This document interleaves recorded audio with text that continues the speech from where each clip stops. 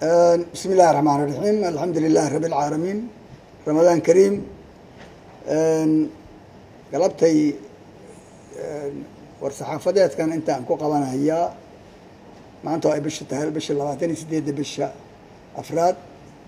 يا ابريل لوكن لواتين يكو waxaan kaga hadlahayaa isbedeladii ama dhaqdhaqaaqyadii maalmahan ka socday magaalada Muqdisho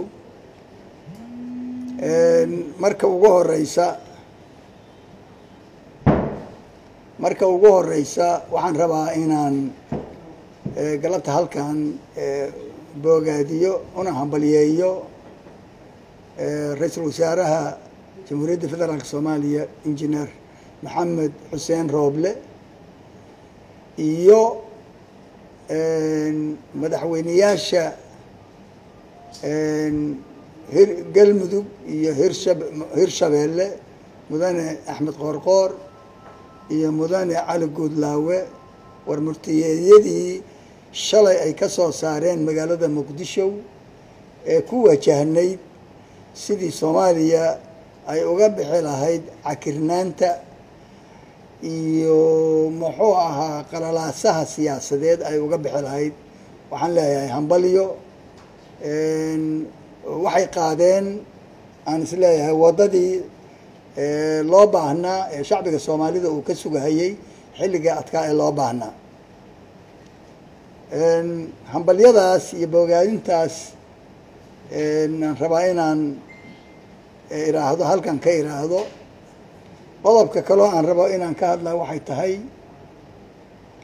haddee xalay ra'iisul wasaaruhu injineer maxamed xuseen rooble waa tii maalmahan uu ka hadlay shaqaaqooyinkii ka jiray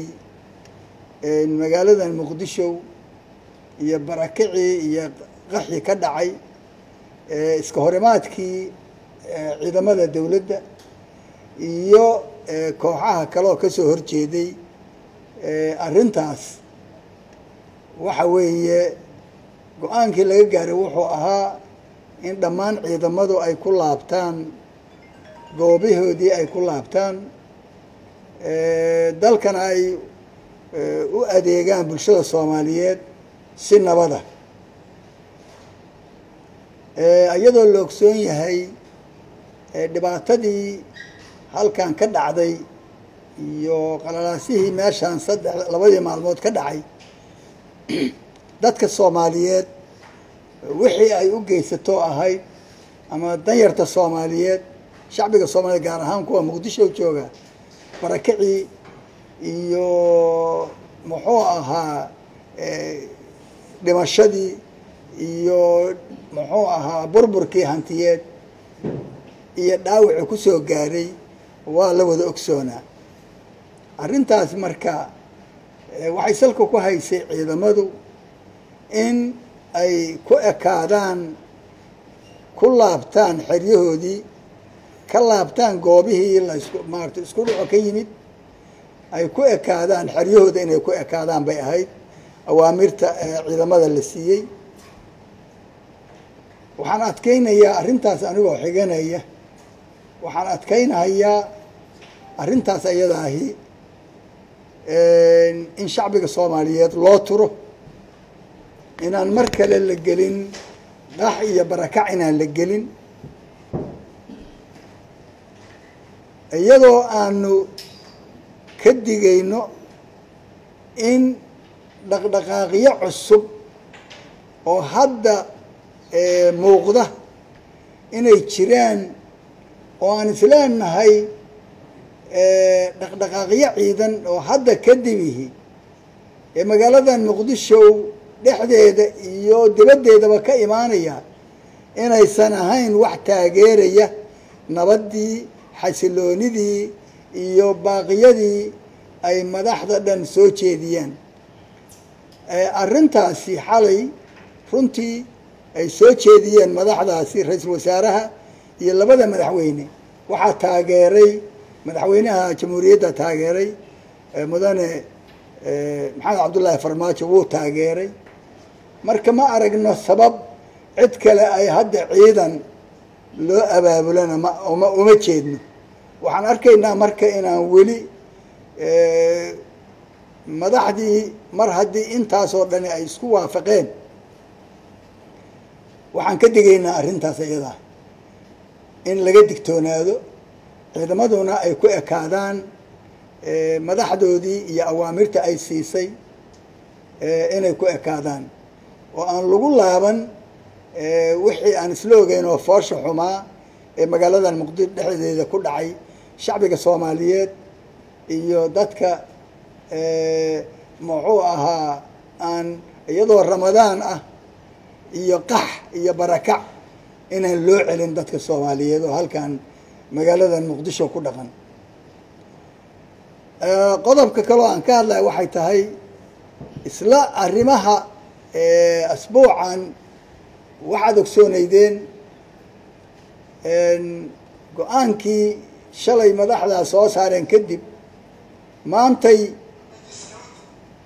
waxaa la soo saaray oo aan maqlaynaa in baarlamaankii golaha shacabka maalinta sabtida loo yeeray oo madaxdoodu ay u yeertay. waxaan iyadana arrintaas iyadaahi aan rabdoonaynaa in anigu aan u arkahayo arrin inay tahay shaki laga qabi kara inay tahay, inay arrintaas baarlamaanku haddii ujeeddadu tahay in go-aamadii la qaatay Soomaaliya madaxweynaha iyo madaxda dowlad goboleedyadu dhammaantood iyo gobolka Banaadir go-aankii la wada qaatay ee ahaa in dadka Soomaaliyeed aado doorasho loo dhan yahay laguna laabto doorashadii hore maaragtay hakadka ku yimid in lagu laabto, hadday tahay wax carqaladaynaya. waxaan uga digayaa madaxda iyo walaalahayga xildhibaanadaaba inaysan arrintaa ku dhaqaaqin. haddii arrintaas ay timaadana hadda konsegosiga ay leedahay iyo dhibaatada ka timaada iyagaa qaadaya. arrintii hadda ka hor ay qaadeen 12 bishii ee ahayd kordhinta 2 sano kordhinteedana weeye waxa maanta dadna u dhintay, dadna u dhaawacan yahay, dadna u barakaceen, dadna ay uga maqan yihiin ilaa hadda guryahoodii. hadda arrintaas marka inaysan ku celin walaalahay guddoonka iyo golaha shacabka iyo golaha shacabkuba inaysan arrintaa ku celin. yacni haddii lagu celiyo oo arrintaasi waxyeelaynaya go-aamadii madaxda dalku wada qaadata oo dhan hadday timaado, haddii waxa weeye mas-uuliyaddeeda ciddii waxaas ka shaqaysay baa qaadanaysa.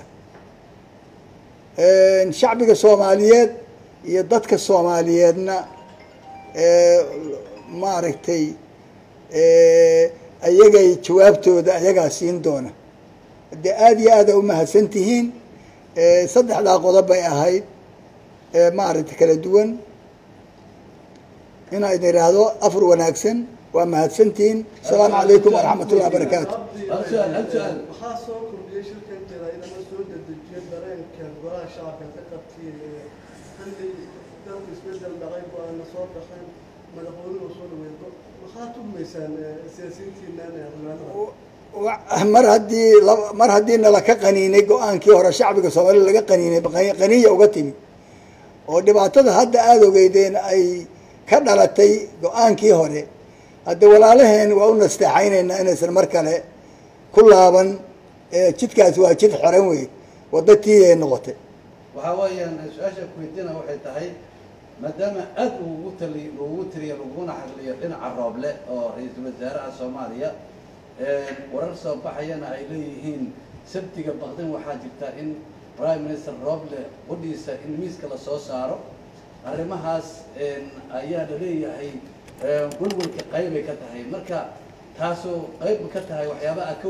waa mahadsan tahay. anigu injineer Rooble weydiiya arrintaas, anigu maahay ra-iisul wasaarihii maahay, anigu waa mahadsan tahay.